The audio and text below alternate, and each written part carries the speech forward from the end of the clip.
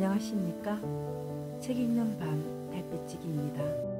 오늘 제가 여러분께 낭독할 작품은요, 기드 모파상의 소설 중에서 미뉴에트 단편 한 편을 준비했습니다. 기드 모파상은요, 19세기 후반 프랑스의 소설가입니다. 그는 1850년 8월 5일 프랑스에서 출생해서 1893년 7월 6일 생을 마감했는데요. 그의 장편 여자의 일생은 프랑스 사실주의 문학이 나온 걸작으로 평가되고 있습니다. 그 외 비갯덩어리, 피에로와 장, 목걸이 등은 우리에게 널리 알려진 그의 작품이기도 합니다. 그럼 모파상의 미뉴에트, 여러분의 구독과 좋아요에 힘입어 지금 낭독을 시작합니다. 아무리 큰 불행도 날 슬프게 할 수는 없지요. 하고 장 브리델은 말했다. 그는 회의주의자로 세상에 널리 알려진 사람이었다. 나는 이번 전쟁을 가까이에서 목격했어요. 그리고 별로 대수롭지 않게 시체를 밟고 넘기도 했어요. 대자연이나 인간의 온갖 엄청난 야수성이 전율 또는 붕괴로 하여 함성을 지르게 할 수 있는 것은 사실이지만, 우리가 어떤 조그마한 슬픈 일을 눈으로 볼 때처럼 등골에 소름이 오싹 끼치고 가슴이 미어지는 듯한 아픔을 안겨주지는 않아요. 두말할 것 없이 인간이 체험하는 것 중에서 가장 큰 고통은 어머니로서는 자식을 잃어버리는 것이고, 사나이로서는 어머니를 잃어버리는 거겠지요. 그건 분명히 무섭고 끔찍한 일이요, 정신이 나갈 일이요, 가슴이 미어질 일이긴 해요. 그렇지만 흡사 피가 마구 쏟아지는 큰 상처와 같은 그런 재앙은 쉬 아물게 마련이지요. 그런데 어떤 우연한 기회에 일어난 눈에 잘 띄지 않고 짐작밖에 할 수 없는 사소한 일에서 오는 어떤 은밀한 슬픔이나 불신 같은 것은 인간의 고통을 휘어 갑자기 고뇌의 문을 눈앞에 열어 보이는데, 이건 얽히고 설켜서 좀처럼 치유가 되지 않아요. 고통이 심하여 어찌 보면 무슨 시련 같기도 하고, 너무나 쥐어짜는 아픔이라 얼른 종잡을 수 없으며, 또한 너무나 끈덕진 괴로움이니 거의 습관처럼 생각되어 마치 고통의 흔적이나 쓰디쓴 입맛 또는 오랜 시일이 지나야 헤어날 수 있는 환상적인 감각이나 되는 듯이 그대로 가슴속에 평개쳐 두기가 일쑤지요. 내 눈앞에는 항상 몇 가지 기억이 떠올라요. 이런 따위는 여느 사람 같으면 숫제 눈에도 띄지 않을 터이지만 내 가슴에는 곧잘 뚫고 들어와서 마치 빼낼 수 없는 가시 자국처럼 되어버렸어요. 여러분은 아마도 그런 순간적인 인상에서 시작하여 이렇게 뚜렷이 남아있는 감정을 얼른 이해하기 어려울 테지요. 그 중에서 한 가지만 이야기하겠어요. 그것은 꽤 오래된 이야기지만 마치 어제 있었던 일처럼 생각되는군요. 그러므로 지금 머릿속에 그려보기만 해도 그 당시의 감동이 새롭게 느껴져요. 나는 올해 나이가 50인데 이 이야기는 내가 아직 젊어서 법률 공부를 하던 때의 일이지요. 나는 그 무렵에 좀 우울하고 꿈이 많은 청년으로 염세적인 철학에 빠져 시끄러운 친구들과 어울려 소란한 카페에 드나들며 어리석은 계집들과 상종하는 따위에는 맞지 않았어요. 나는 아침이면 일찍 자리에서 일어났어요.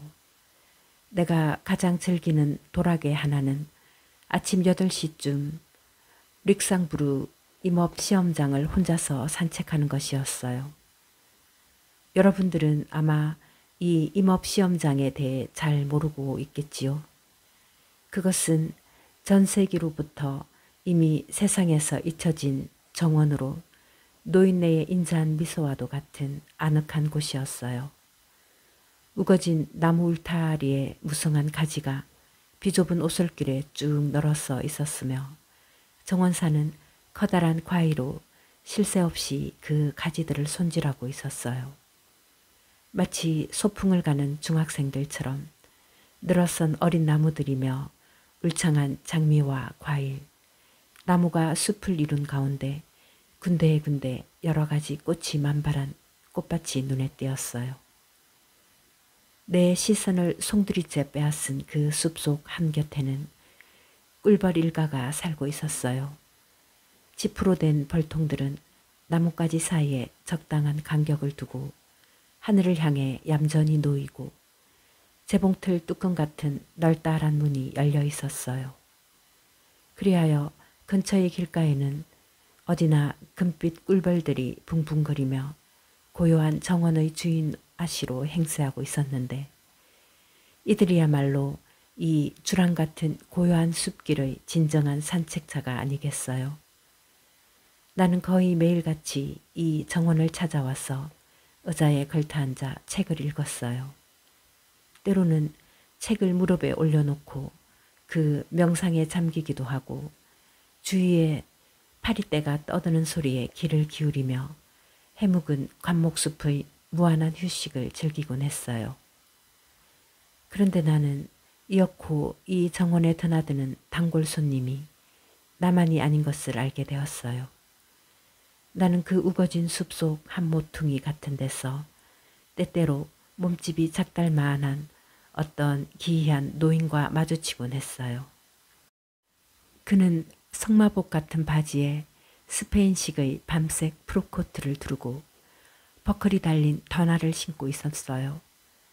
넥타이 대신 레이스를 졸라매고 챙이 넓고 긴 털이 달린 커다란 모자를 쓴 모습이 흡사 노아의 홍수 시절을 연상케 하는 노인이었어요. 그는 몸이 매우 가냘프고 뼈대가 앙상하니 드러났으며 얼굴을 찌그러뜨리면서 미소를 지어 보였어요. 그리고 끊임없이 눈꺼풀을 움직이며 눈동자를 번떡이고 손잡이에 금이 박힌 단장을 손에 들고 있었는데 이 단장에는 굉장한 추억이 서려 있는 듯 싶었어요. 나는 처음에 이 노인을 만나자 꽤 놀랐지만 나중에는 상당한 흥미거리가 되었어요. 나는 담을 이룬 나무 잎사귀 사이로 노인을 바라보며 멀찌감치 뒤를 밟으면서 그의 눈에 띄지 않도록 숲 모퉁이를 돌아갈 적마다 발길을 멈추곤 했어요. 하루는 그 노인이 자기 혼자만 있는 줄 알고 괴상한 몸놀림을 하기 시작했어요. 처음에는 깡충깡충 뛰다가 멈춰서서 한번 경례를 붙이더니 성큼 뛰어오르면서 그 가느다란 다리로 짝짝꿍을 하고 나서 맵시 있게 빙그르 돌며 괴상한 모습으로 다시 튀어오른 후 흡사 여러 관중이라도 앞에 있는 것처럼 인상을 쓰며 포옹을 하는 듯한 몸짓을 하고 한바탕 웃는 것이었어요. 그리고 이어서 그 인형 같은 초라한 몸을 뒤틀면서 텅 빈 정원을 향해 우스울 정도로 정다운 저를 가볍게 해 보이는 거 아니겠어요? 나는 깜짝 놀라 잠자코 멈춰서서 분명히 우리 두 사람 중에서 어느 하나가 미쳤구나 했어요. 그리하여 저 노인이 미쳤나 아니면 내가 미쳤나 입속으로 중얼거렸어요. 그러자 그는 갑자기 춤을 멈추더니 마치 무대 위에서 배우들이 하듯 앞으로 나갔다가 몇 걸음을 뒤로 물러서면서 입가에 부드러운 미소를 띠고 두 줄의 나무숲을 향해 희극 배우처럼 떨리는 손으로 입맞춤을 해 보이고는 어젓한 산책을 계속하는 것이었어요. 그 후로 나는 잠시도 놓치지 않고 그 노인의 뒤를 밟아보았어요. 그리하여 나는 그가 날마다 그 괴상한 짓을 하는 것을 알게 되었어요. 나는 그에게 말을 건네보고 싶은 충동을 억제할 수 없어 하루는 용기를 내어 그에게 절을 하고 이렇게 말했어요. 오늘은 날씨가 꽤 좋군요. 노인은 가볍게 고개를 끄덕이고 나서 말했어요. 그래, 꼭 옛날의 그 날씨야. 한 주일 후에 우리는 서로 친구가 되었어요. 그리하여 나는 그의 과거를 알게 되었어요. 노인이 루이 15세 때부터 오페라단에서 무용을 가르쳐 온 분으로 그 멋진 단장은 끌레드몽 백작이 선사한 것이었어요. 그는 무용에 대한 이야기를 하기 시작하면 입을 다물 줄 모르고 끊임없이 짓거려 대는 것이었어요.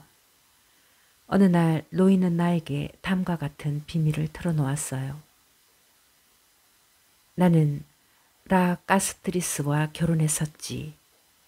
원한다면 자네에게 소개해주지. 그런데 아내는 저녁 때라야 이리로 오네. 이 정원은 바로 우리들의 기쁨이자 생명이거든.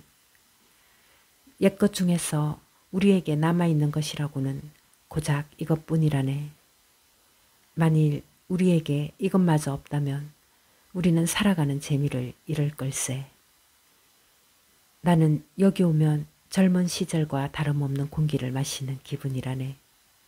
그래, 우리 내외는 언제나 오후를 여기서 보내네. 그런데 난 아침나절에 미리 이리로 발길을 옮기네. 난 아침에 워낙 일찍 자리에서 일어나니까. 나는 점심을 먹고 다시 릭상부르로 돌아왔어요. 그리고 그 노인도 와 있었어요. 그는 검은 옷을 걸친 작달마악한 할머니에게 점잖게 팔을 내어 맡기고 나를 소개했어요.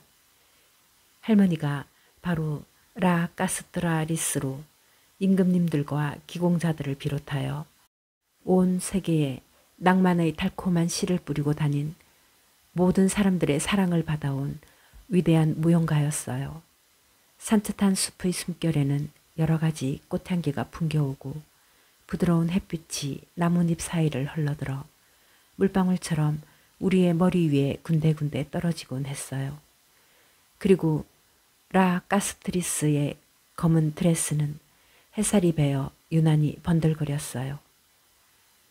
정원에는 아무도 찾아볼 수 없고 다만 마차가 굴러가는 소리만 멀리서 들려올 뿐이었어요. 나는 노인에게 부탁했어요. 이제 그 미뉴에트 무용의 유래에 대해 말씀해 주십시오. 그는 몸을 한참 떨더니 설명하기 시작했어요. 미뉴에트는 춤 가운데서 단연 어뜸으로 이를테면 춤의 여왕이란 말이야. 알겠어? 그러나 임금님들이 없어지면서부터 이 춤도 자취를 감추어 버렸네. 그는 말을 마치고 나서 위험 있는 태도로 매우 선정적인 긴 무용을 시작하였으나 나는 전혀 이해할 수 없었어요. 그러나 나는 그 스텝과 몸놀림과 자세만은 기억해두고 싶었어요. 노인은 몸이 말을 잘 듣지 않아 혼란을 일으키고는 화가 나서 짜증을 부리면서 서글픈 얼굴을 했어요. 그러더니 그는 갑자기 엄숙한 태도로 잠잠히 지켜보는 옛 동료들을 향해 말했어요. 엘리지, 어때요? 한번 춤출래요? 이분에게 미뉴에트가 뭔지 우리 같이 보여주지 않으려우? 당신 의향은 어때요? 할멈은 불안한 듯한 눈으로 사방을 둘러보고는 말없이 일어나 영감과 함께 춤을 추기 시작했어요. 그리하여 나는 영원히 잊을 수 없는 기억을 간직하게 되었어요. 두 늙은이가 꼭 어린아이 모양 이리저리 오가면서 희죽거리는가 하면 서로 몸을 의지하여 공손하게 인사도 하고 깡충깡충 뛰는 모습이 흡사 낡은 두 인형이 녹슬은 기계, 옛날에는 상당히 정교한 기술자의 손으로 된 것이었지만 지금은 금이 간 그런 인형의 힘으로 날뛰는 것 같았어요. 그러나 나는 두 사람을 번갈아 바라보면서 커다란 감동을 받았어요. 그리하여 가슴이 설레고 말로 형언할 수 없는 애수로 하여 흥분이 되는 것이었어요. 마치 서글퍼지면서도 웃음이 터져 나오는 환상이랄까. 아무튼 1세기쯤 뒤떨어진 어떤 그림자를 보는 느낌이었어요. 그리하여 울음과 웃음이 동시에 터져 나오는 것이었어요. 이윽고 두 분은 춤을 멈추고 정상으로 돌아오더니 한동안 서로 마주 바라보며 놀라운 표정을 짓다가 서로 부둥켜 안고 흐느껴 우는 것이었어요. 사흘 후에 나는 지방으로 떠났어요. 그러고는 두 분을 만날 기회가 없었어요. 2년 후 내가 파리에 돌아왔을 때에는 그 임업 시험장은 이미 없어진 뒤였어요. 그 정든 옛 추억의 장소인 정원을 잃은 두 늙은이는 어떻게 되었을까요? 미궁처럼 숲이 우거진 정원에 사라진 옛 황치 같은 그 꾸불꾸불한 오솔길이 잊혀지지 않는군요. 그 두 분은 이미 세상을 떠났을까요? 그리하여 그 망령이 희망을 잃은 망명객처럼 현대식 거리를 방황하고 있을까요? 그 창백한 망령은 지금도 달없는 밤 같은 때 묘지의 나무숲을 누비며 새끼를 무대로 그 꿈결 같은 미뉴에트를 추고 있을까요? 두 분에 대한 추억은 잠시도 머리에서 떠나지 않고 마음을 아프게 하여 무슨 불치의 병이나 되는 것처럼 나의 체내에 살고 있어요. 무슨 까닭일까요? 나로서는 알 수 없어요. 여러분께서는 우스운 일이라고 조롱하실 테지만